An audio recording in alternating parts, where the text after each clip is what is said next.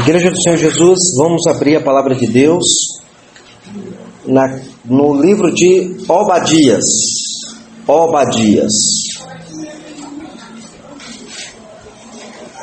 Livro de Obadias.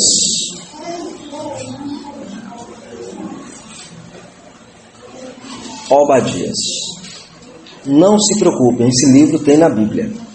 Obadias. É um livro pequenininho, curtinho, tá? Mas ele tem na Bíblia.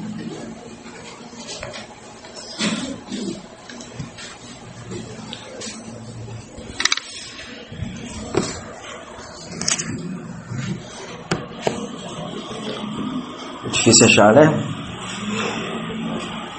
Acho que teve gente que destacou a folha, tá colada lá, cara. É um livro que a gente quase não lê, né? A gente quase não... Aliás, a igreja evangélica tem uma dificuldade grande com o Antigo Testamento. Mas graças a Deus nós somos crentes do Antigo e do Novo Testamento. Muito bem, vamos ler o texto da palavra de Deus, da profecia de Obadias.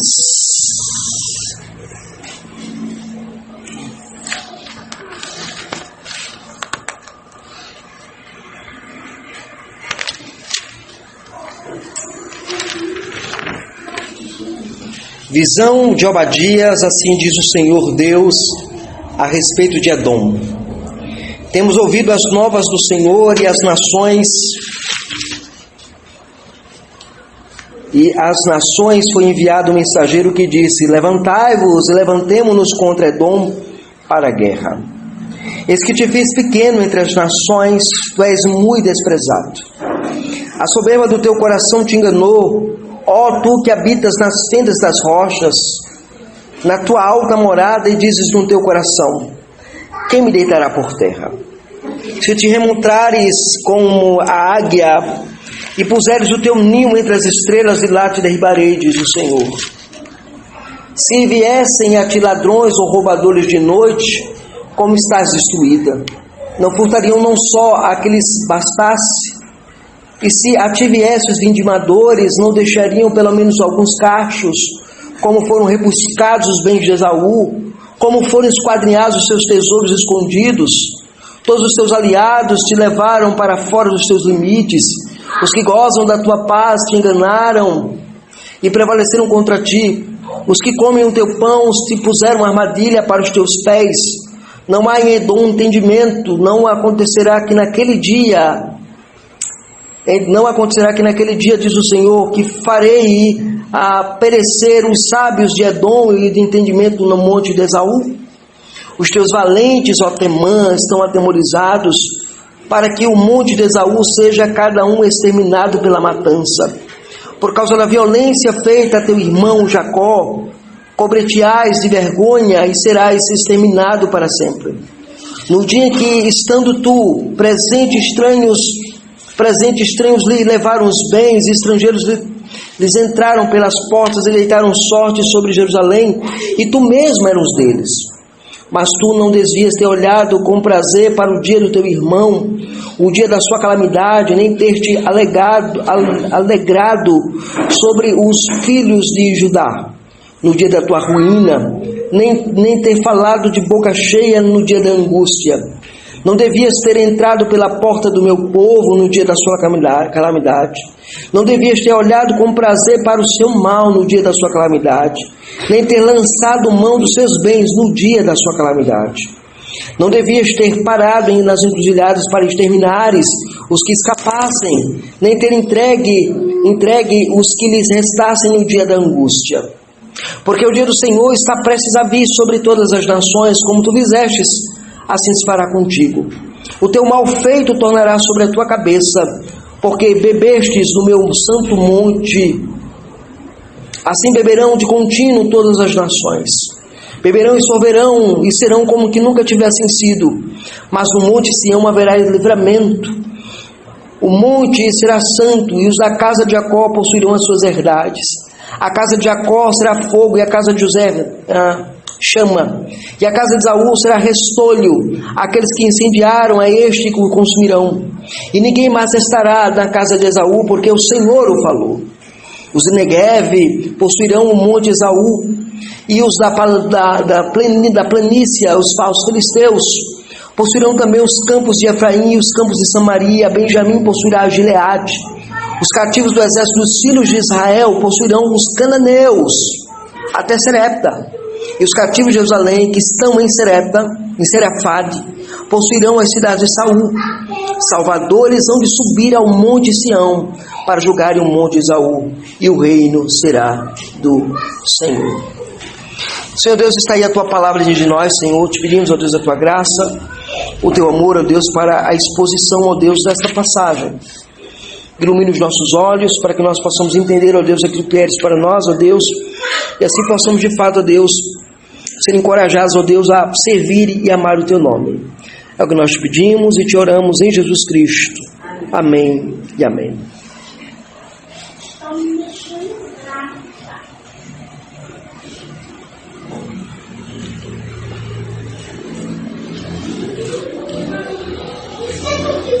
Profecia de Obadias. Uma das profecias mais desafiadoras do Antigo Testamento. Na verdade, a profecia de Obadias é a profecia, o livro mais curto de todo o Antigo Testamento é Obadias. Você pode encontrar outros livros curtos, mas o mais curto é a profecia de Obadias. Ela tem apenas, e você pode ver, ela tem apenas 21 versículos. É uma carta, é um texto muito rico, um folheto muito rico, uma profecia muito rica. Quem é o autor da profecia? É colocado como Obadias.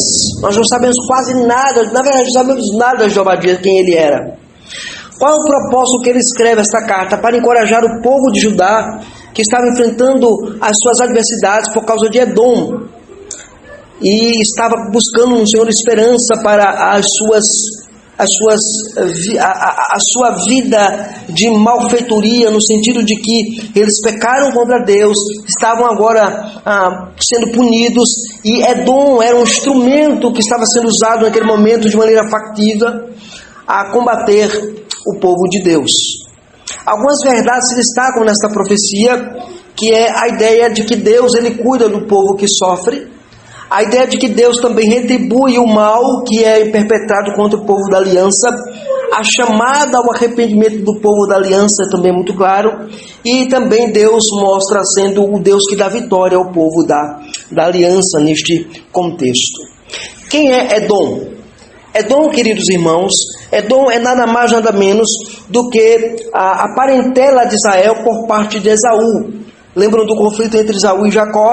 Esse conflito ele se perpetua durante toda a jornada da narrativa escriturística. É dito que esse conflito começa desde quando eles nascem, os dois brigando, Jacó e Esaú brigando no ventre da mãe. Nós lemos na escritura que quando eles nascem, um nasce de fato peludo e o outro liso. Tanto é que Esaú é chamado de vermelho, que a palavra Edom, aquele que é vermelho. Daí vem o nome Edomita, aquele que é descendente de Edom. Nós vemos também que no conflito que nasce, o conflito não se restringe ao ventre, mas na vida do lar. Nós lemos na escritura que Jacó amava, a mãe de Jacó amava Jacó, e o pai de Jacó, no caso Isaac, amava Esaú. E aí você tem os pais amando cada um filho e o conflito estabelecido.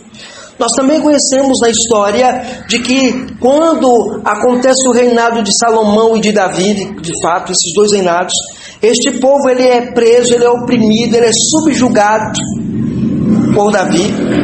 E aí quando acontece a divisão do reino, esse povo é libertado e subjuga o povo de Deus também. E nós temos esse contexto muito gigantesco nesta passagem. Mas o outro ponto que se destaca nesta profecia é que ela relembra que no dia quando o Império Babilônico invade Jerusalém para destruir Jerusalém, Edom, em vez de socorrer o seu irmão, porque são irmãos, Edom ele vai lá e também comete a criminalidade do saque. E aí, de fato, isso que acontece nessa profecia, e essa profecia ela é dirigida aos demandos e à maldade de Edom. Então, diante disso, o que nós podemos aprender desta profecia ao longo do que nós vamos estudar a partir de agora? Nós vamos trabalhar sobre a ideia de a preservação do povo de Deus no meio do juízo. Comecemos primeiro como é que Deus faz, como é que Deus manifesta o seu juízo preservando o povo de Deus. Em primeiro lugar, Deus ele primeiro traz uma mensagem de punição, mostrando primeiro o caráter de Edom. Qual é o caráter de Edom? Edom é descrito nos versos de 2 até o verso 14, mas olhando para o verso 1 diz visão de Obadias. Essa palavra visão, uma palavra hebraica razon, descreve que é uma revelação de Deus que dá ao profeta. Deus chega até Obadias, e Obadias, o nome de Obadias, de fato, significa aquele que serve ao Senhor, aquele que adora o Senhor, aquele que é adorador de Yahvé. Na verdade, Obadia, que aparece aqui, descreve exatamente aquele que cultua a Deus, ou aquele que serve ao Senhor. Então, aquele que serve a Deus recebe uma visão do próprio Deus sobre Edom. Ele diz o conteúdo dessa profecia, e essa profecia começa nos termos do dito do profeta. Assim diz o Senhor Deus. O dito profético é colocado de maneira muito clara, colocando o nome do Deus da aliança em relevo, seguido do nome genérico de Deus, Elohim. Aqui ele coloca Yahvé Elohim de maneira muito interessante, e ele diz a quem é dirigida a profecia. A profecia não é dirigida diretamente ao povo da aliança, a profecia também não é dirigida às nações desconhecidas, mas a profecia é dirigida à nação conhecida como nação de Edom. Ele diz respeito a Edom. E ele começa a dizer o conteúdo, de modo geral, da profecia. Temos ouvido as novas do Senhor, às nações foi enviado um mensageiro que disse: levantai-vos e levantemos contra Edom para a guerra. A profecia, ela anuncia que Deus congregará uma grande população, um grande povo que se levantará contra Edom para destruir Edom dentro do conceito profético. Mas a razão é por que Deus ele tem tanta ira, por assim dizer, de Edom. E ele descreve exatamente o caráter de Edom nos versos de 2 a 4 agora. Qual é o caráter de Edom? Orgulho. O orgulho de Edom é descrito. Aqui, Yahvé chama a atenção para o fato do julgamento que fará sobre Edom. Ele diz: eis que te fiz pequeno entre as nações, verso 2. Ele diz assim: eis que te fiz pequeno entre as nações. Aqui o adjetivo pequeno que aparece na língua original hebraica é a palavra katon. A palavra katon significa aquele que é pequeno. Refere-se não apenas à população ou à extensão geográfica que nós poderíamos dizer, mas se refere à importância dos valores intrínsecos que a palavra katon carrega. Assim descreve que ele de fato reduziu, ele desconsiderou, ele não olha mais Edom como uma grande nação, mas como uma nação pequena. Lembre-se de que é exatamente isso que acontece quando Esaú recebe a profecia que seria uma grande nação. E o juízo é acentuado pelo uso do termo desprezado, quando assim: eis que te fiz pequeno entre as nações. Essa palavra pequenos entre as nações, e depois diz: tu és muito desprezado. Quando ele usa a palavra desprezado, a palavra bazui, significa exatamente aquele que é rejeitado, aquele que as pessoas têm ignomínia, aqueles que têm vergonha, aqueles que decidem rejeitar e colocar de lado. Tudo isso fruto do orgulho que havia na nação, conforme nós vemos no versículo 3 agora. Olha o que ele diz: a natureza da sua profecia é dirigida contra esse orgulho, e o orgulho é restabelecido ou colocado às claras nesse texto. Verso 3 ele diz: a soberba do teu coração te enganou. Ó tu que habitas nas fendas das rochas, na tua alta morada, dizes no teu coração: quem há de me colocar por terra? Aqui, de fato, nós temos uma nação muito orgulhosa. Ela possuía pensadores famosos, eles eram dados à especulação teológica e filosófica naquele contexto. Na literatura antiga do texto bíblico, nós conhecemos um indivíduo que era edomita. Esse indivíduo que era edomita, nós conhecemos ele lá na profecia de Jó, ou no texto de Jó, quando nós lemos lá que existe um personagem chamado Elifaz, em Jó, capítulo 2, verso 11, que é chamado de Temita. Temita é um outro nome para o templo, para o local Monte Temã, que era o Monte Edom, onde estava o Monte Edom, onde moravam os edomitas. Então, Temanita, ou Temã, ou Edom, é tudo sinônimo, descrevendo a mesma nação, o mesmo povo. E no antecedente da própria Escritura Sagrada, lá em Gênesis 36, verso 11, é claramente dito que Temã foi gerado, ou foi neto de Esaú. A palavra que aparece aqui para soberba, a palavra hebraica que aparece aqui para soberba, no verso 3, a soberba do teu coração, essa palavra soberba é a palavra Zedom, que aparece na língua hebraica, que literalmente significa assim, insolente ou insolência. Essa soberba se dava pelo fato deles se acharem quase que inatingíveis, porque eles moravam nas fendas das rochas, eles moravam dentro das rochas, porque elas habitavam nessas fendas.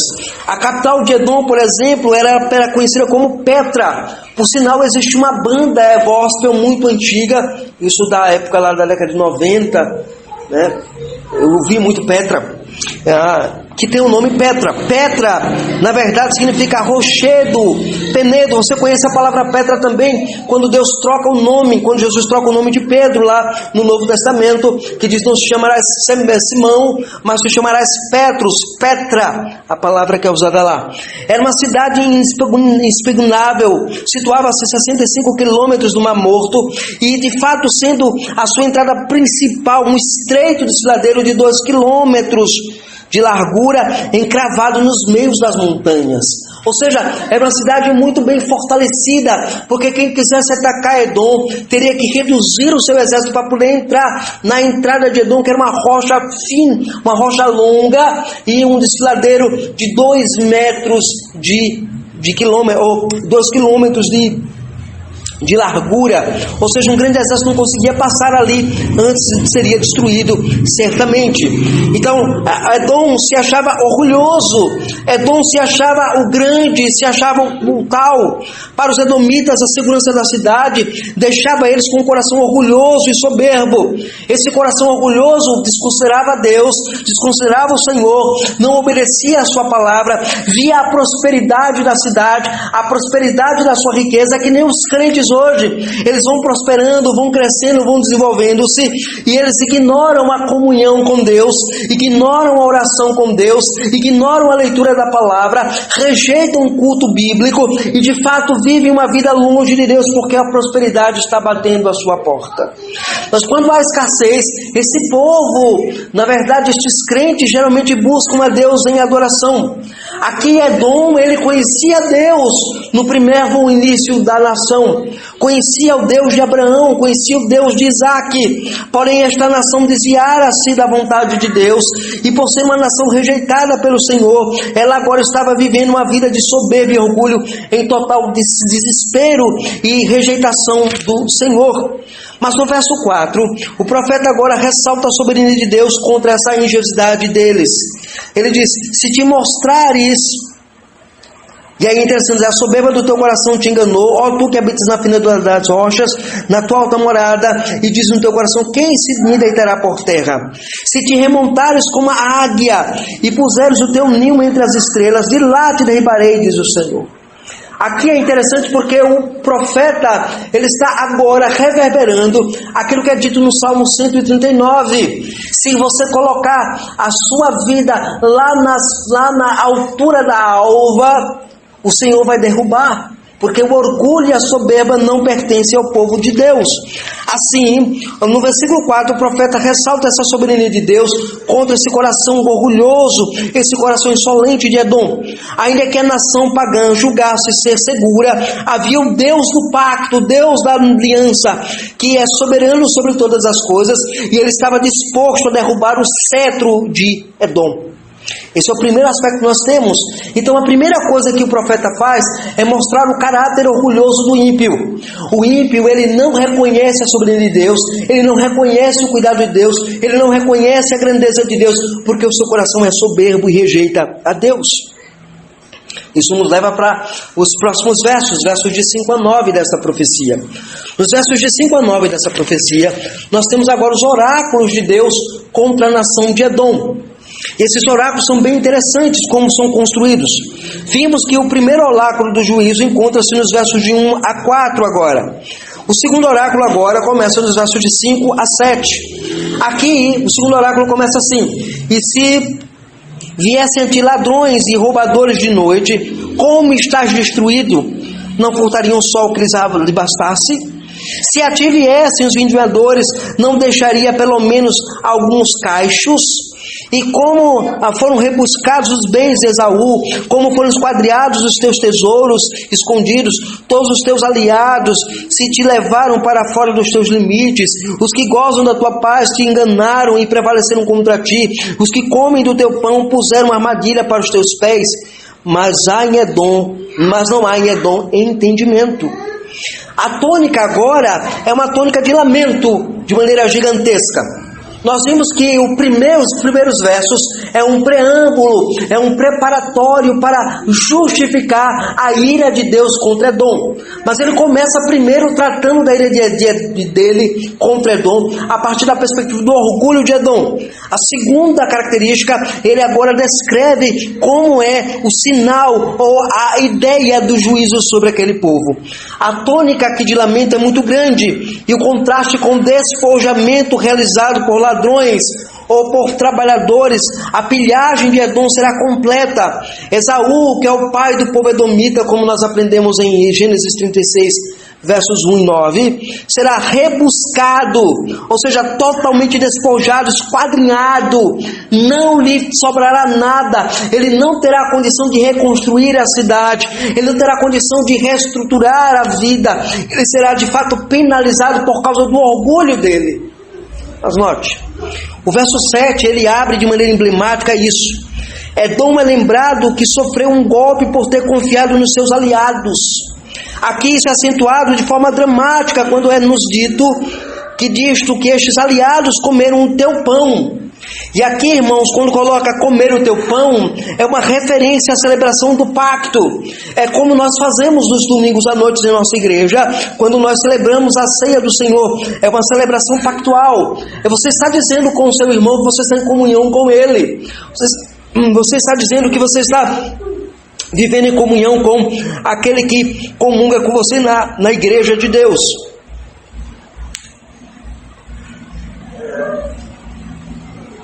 Indicando aqui um acordo. Mas de forma traiçoeira, os aliados infligiram sofrimento a Edom por ser alguém sem sabedoria, diz o nosso texto. Agora, observe os versos 8 e 9 desta passagem.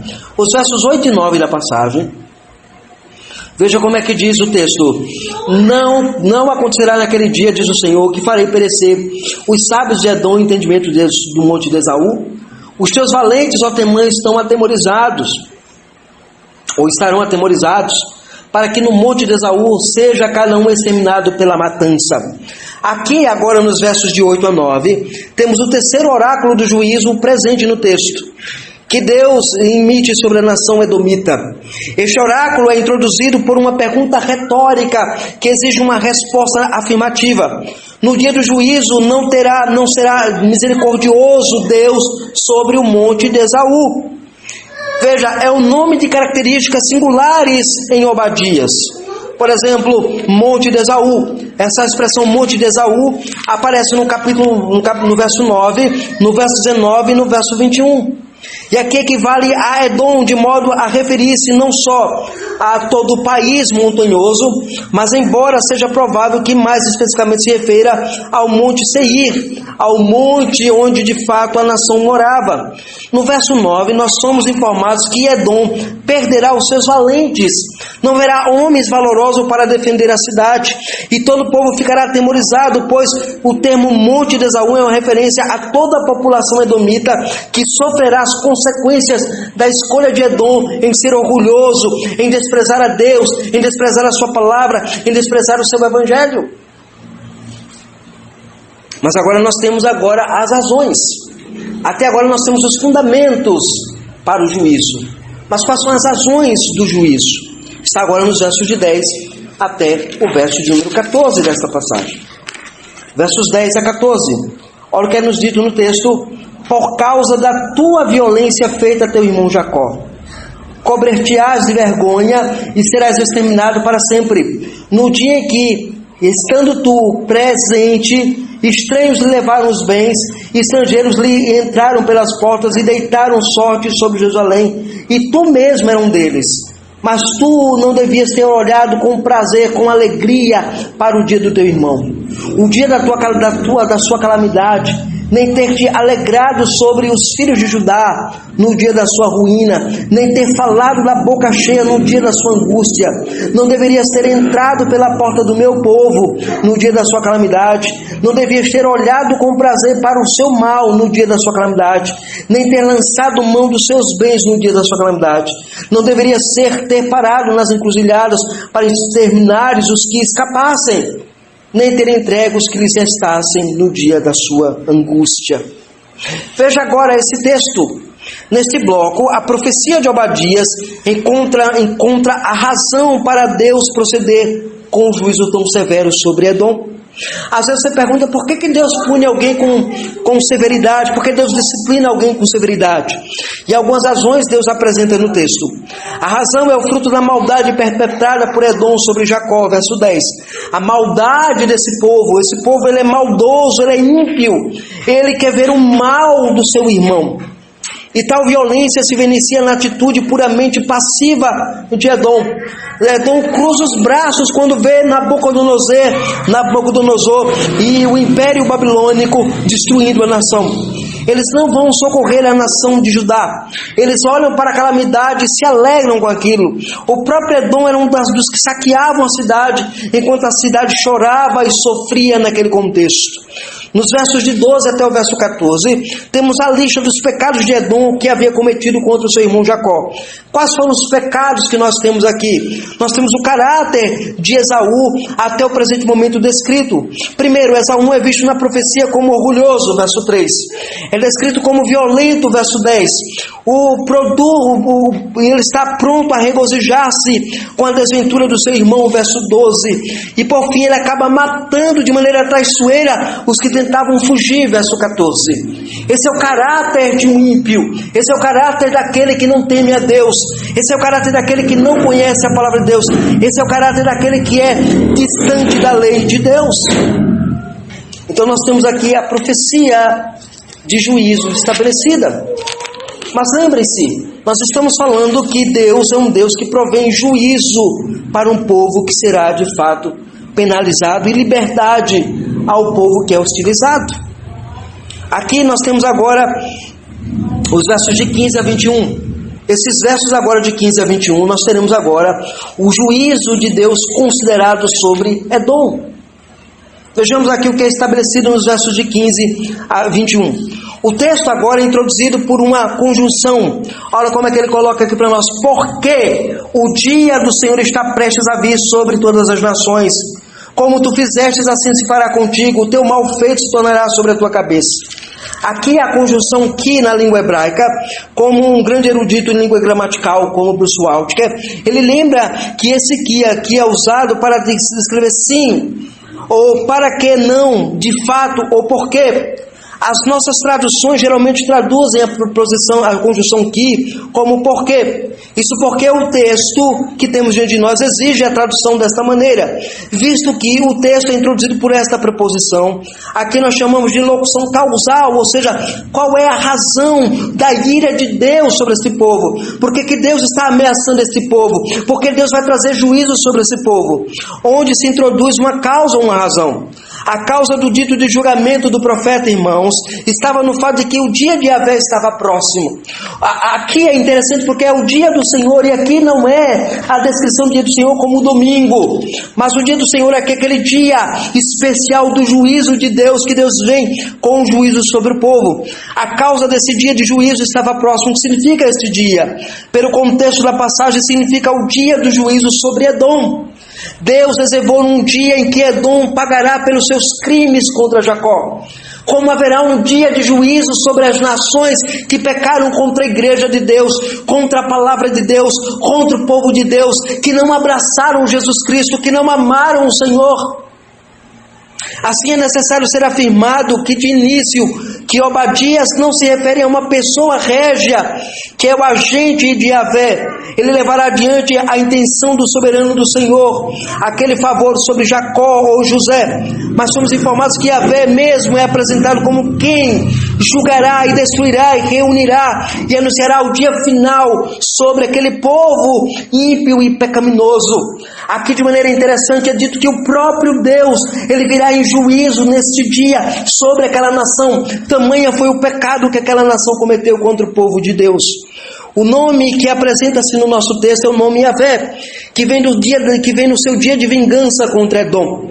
Todavia, não é apenas o dia que traz a perspectiva deste evento como elemento escatológico, vindouro, que será efetuado, mas a própria visão do nome de Deus. Conforme é apresentado nesse texto, irmãos, não é necessário compreender a ideia contida no nome de Yahvé, que é estar sob o impacto da presença de Deus. Veja o ponto que é culminante aqui. Deus, a presença de Deus será revelada, apresentada em juízo sobre Yahvé. Daí nós entendemos que no dia do juízo final, como nós estamos estudando escatologia pela manhã agora, nós saberemos que no dia do juízo final, Deus, a sua própria presença estará ali naquele grande evento. Mas o nome Yahvé também descreve, de maneira interessante, a presença benévola de Deus, que é sempre traz comoção ao povo e é eficaz. Deus, com incríveis demonstrações de poder, afirma seu senhorio e sua grandiosa vitória sobre Edom. Agora, o nome Yahvé é derivado de uma raiz no hebraico, que significa aquele que existe por todo o tempo. O texto claramente indica que Deus é eterno, mas aponta para a realidade de que Ele é suficiente como Deus que é. Então, o temor deveria vir sobre a nação de Edom, porque de fato Edom, quando ele escuta isso, porque o dia do Senhor está próximo, o temor cai sobre Edom. O temor cai sobre todo aquele que diz que é crente, ou que conhece a Deus, ou que conhece a palavra de Deus. Saiba, há um dia do Senhor reservado para tratar de nossos pecados. O dia do Senhor, irmãos, ele não é a vinda de um regente em nome de Deus, mas é o próprio Deus que vem se manifestar naquele dia de vingança. Note como o profeta começa esse texto. O dia de Yahvé está próximo. Isso indica que o próprio Deus vem, pois todos os sinais indicam que é o próprio Yahvé que vem em campanha bélica e tremenda contra aquele povo. Isso significa que o anúncio do dia de Yahvé se torna o requisito obrigatório na pregação profética de Obadias. Pela estrutura do gênero, nós temos exatamente a seguinte estrutura. Ele diz: Ko amar Adonai Yahvé. Assim diz o Senhor. É isso que diz o texto.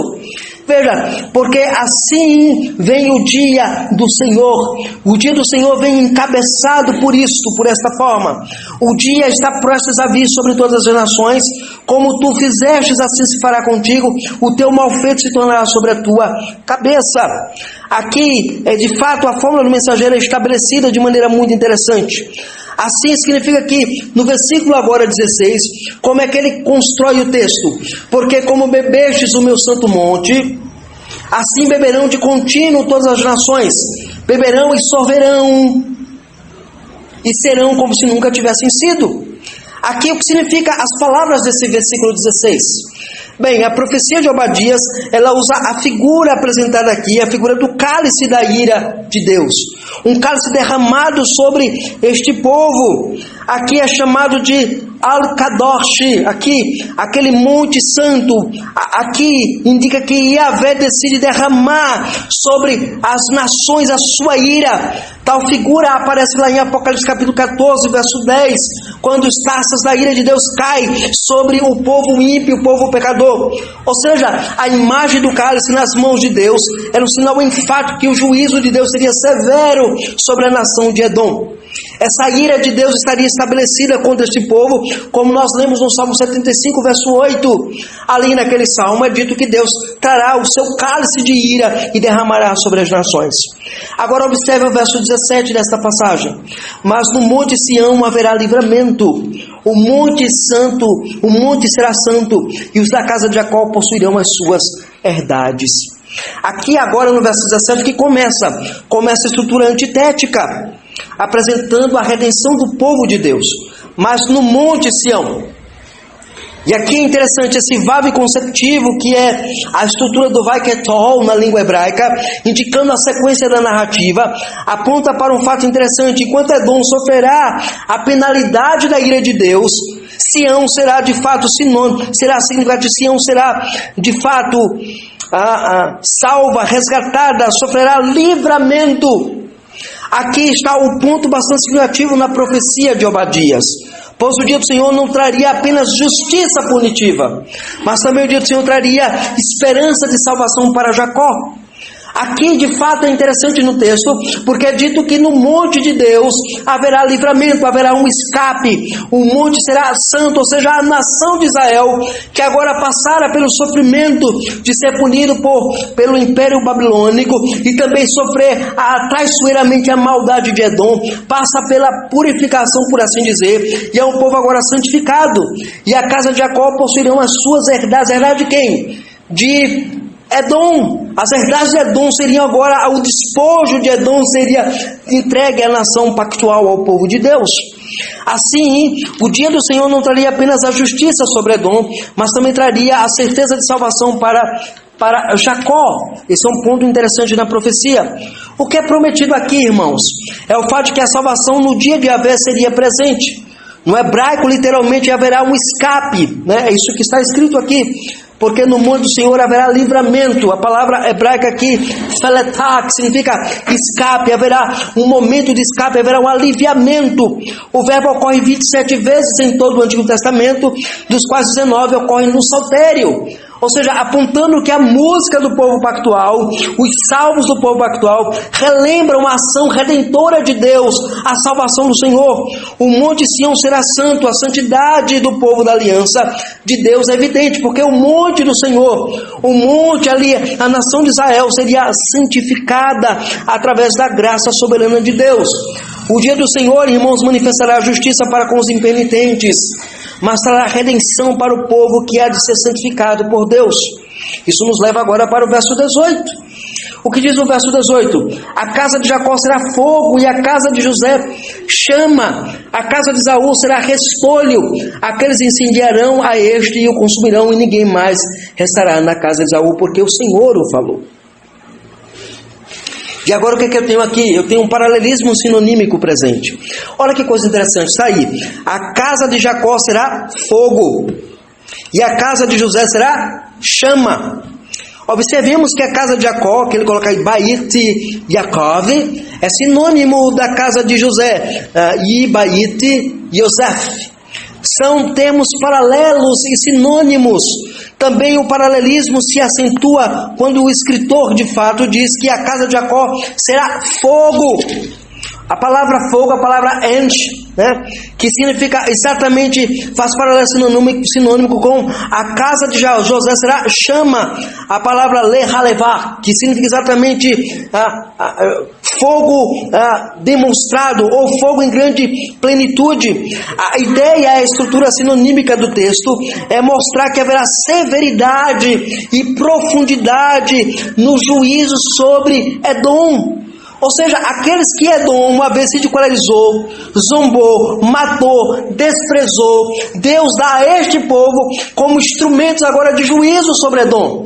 Aqueles que foram derrotados por Edom, por assim dizer, aqueles que foram desprezados por Edom, serão agora os algozes de Edom, serão aqueles que trarão juízo de Deus sobre Edom. Nos termos sinônimos para derrubar o orgulho de Edom, como nós lemos nos versos de 1 a 3. Então aquele Edom orgulhoso, que se gabava, que tinha destruído, que tinha entregado, que tinha matado Israel, agora o próprio Israel, o próprio povo de Deus agora, se levanta contra Edom, não porque ele quer se levantar, mas porque Deus dá a Israel a condição, a força bélica para combater aquele povo edomita. Assim, a estrutura nos lembra o grande conflito estabelecido por Yahvé em Gênesis 3,15.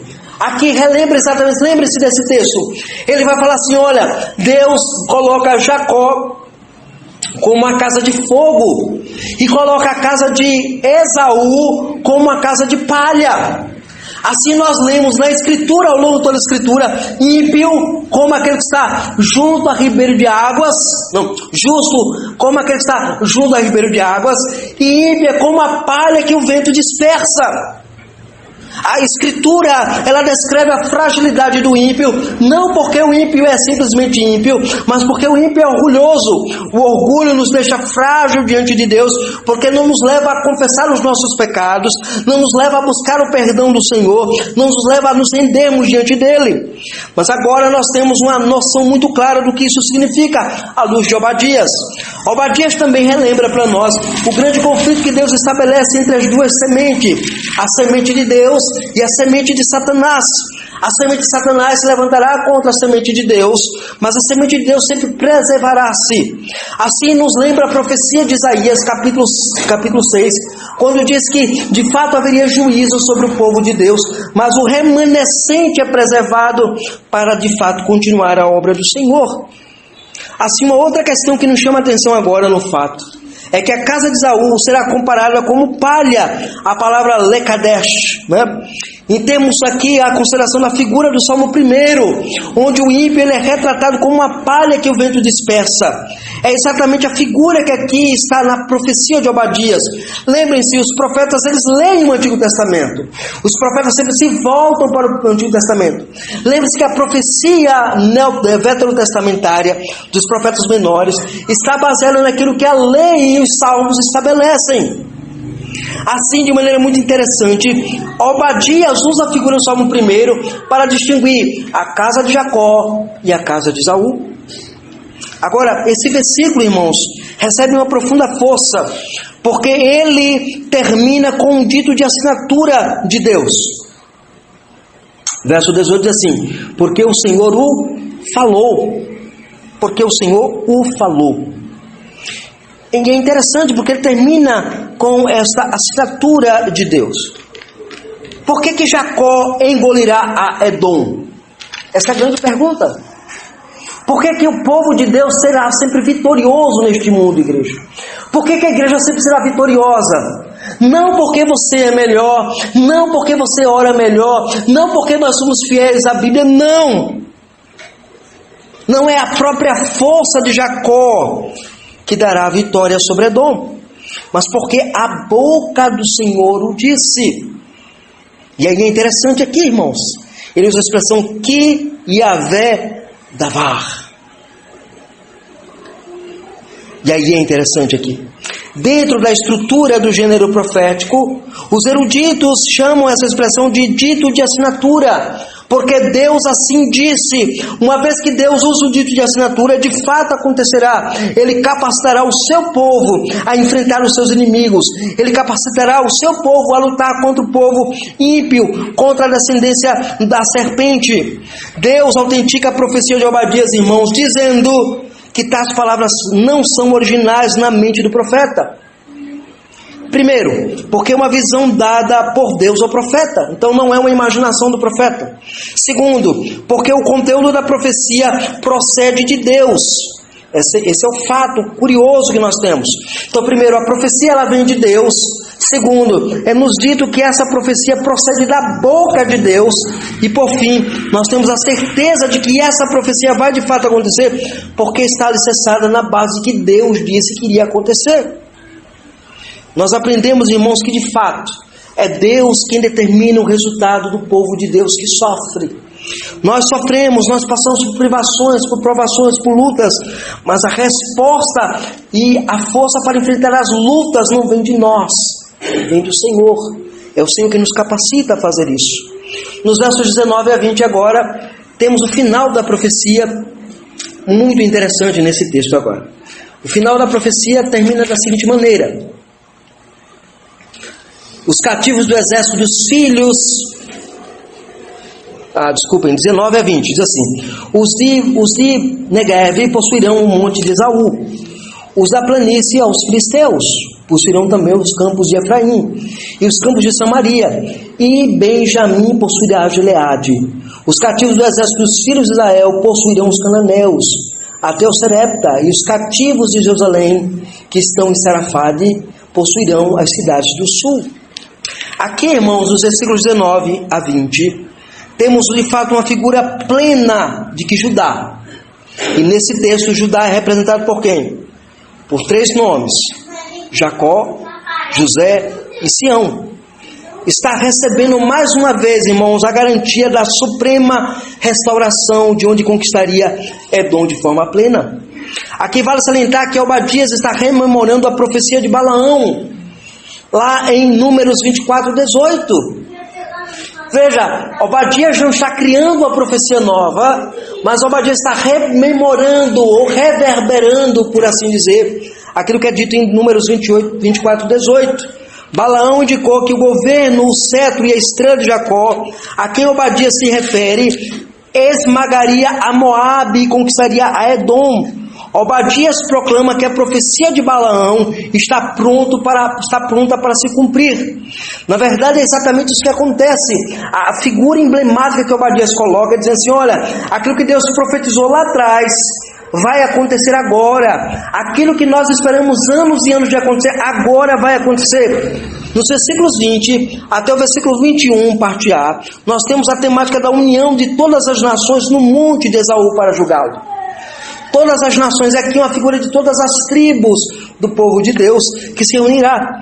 A esperança de redenção está presente para todos os que se inclinam para Yahvé. Porém, Edom será julgado.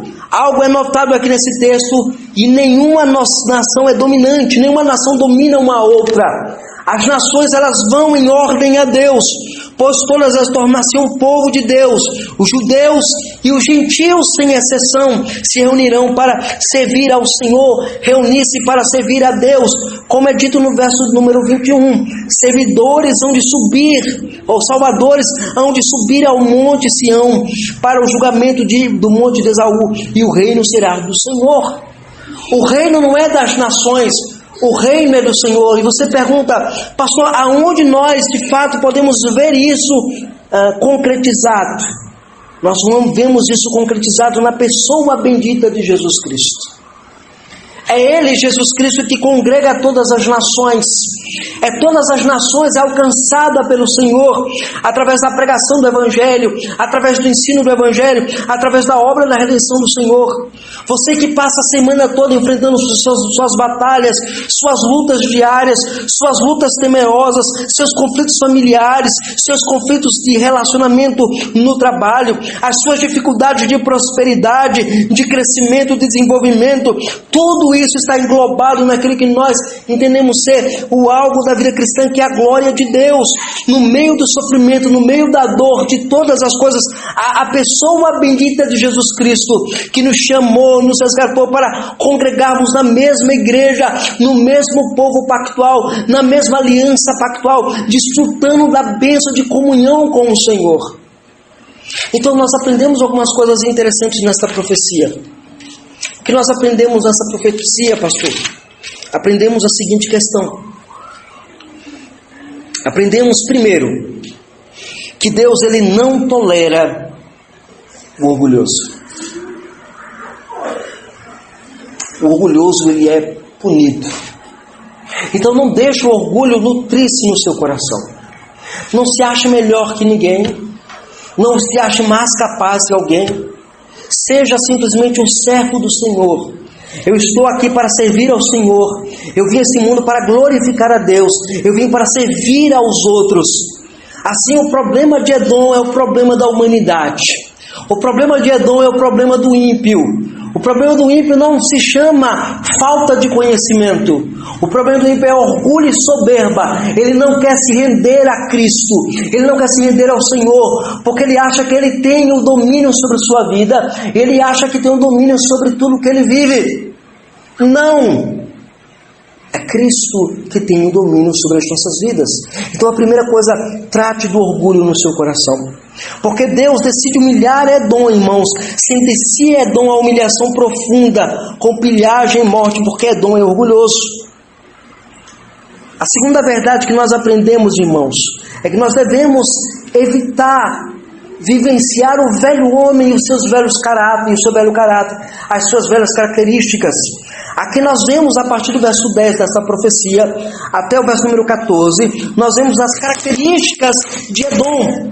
Ele era violento, ele era indiferente e cruel, ele era insensível, e ele era orgulhoso, e era alguém que atacava o povo pactual de Deus. Assim nós temos de fato nesta profecia aquilo que nós devemos aplicar em nossa vida. Nós não devemos ser pessoas violentas, mas pessoas que acolhem, que amam. Nós não devemos ser pessoas indiferentes ao sofrimento do outro. O problema de Edom é que Edom viu o seu povo sofrendo, seus irmãos sofrendo, e não estendeu a mão, não acolheu, não resgatou, não trouxe esperança ao povo. Assim somos nós, irmãos, quando vemos alguém sofrendo, precisando, carecendo e não estendendo a mão, nós estamos agindo como ímpio, estamos agindo como aqueles que não conhecem o Senhor. Mas também o orgulho, de fato, nos faz atacar o outro. Nós atacamos o outro para encobrir os nossos pecados. Nós falamos do outro para encobrir as nossas falhas. É muito fácil você apontar o dedo do outro. É muito fácil você apontar a falha do outro. É muito fácil você pegar aquela mágoa que estava dentro do seu coração e transformar ela no motivo de você ser orgulhoso e punir e humilhar o outro. Mas também nós temos um outro ponto que se destaca nesse texto, irmãos. Conquanto o orgulhoso age de toda essa forma, há uma resposta dos céus para aquele que age desta maneira.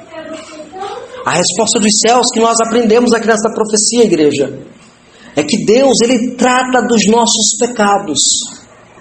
E ao tratar dos nossos pecados, Ele quer trazer e nos dar a oportunidade de encontrarmos a redenção na pessoa bendita de Jesus Cristo.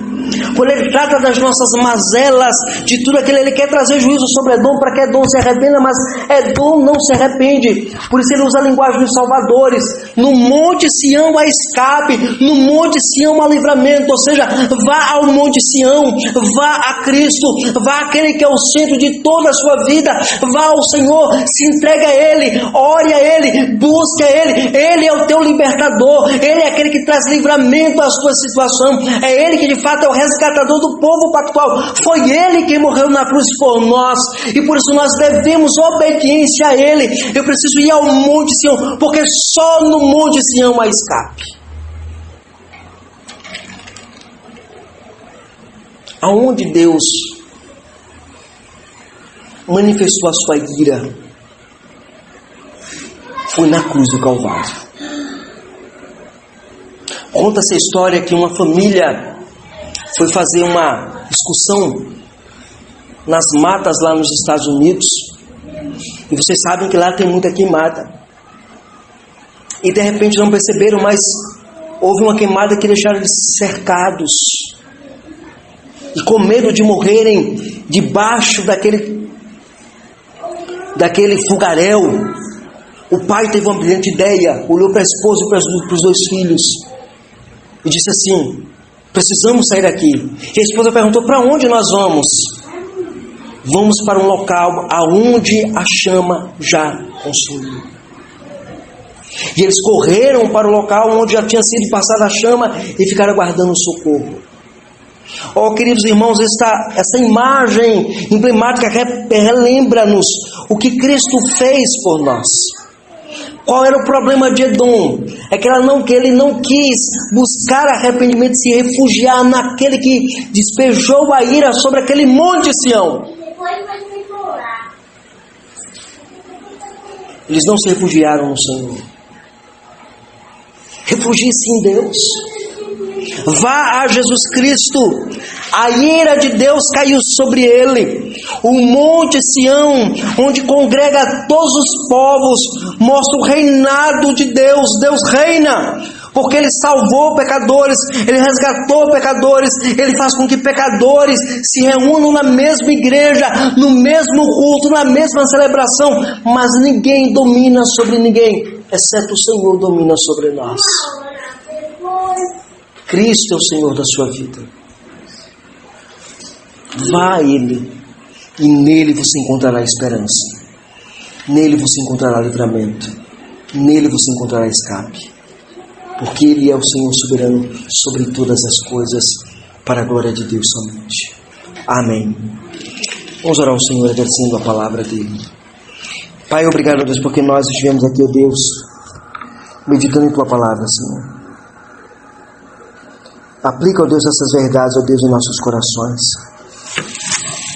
E que nós possamos, de fato, ó Deus, experimentar, ó Deus, a comunhão com o Senhor e com os santos. Essa oração que nós te fazemos em Jesus Cristo. Amém e amém.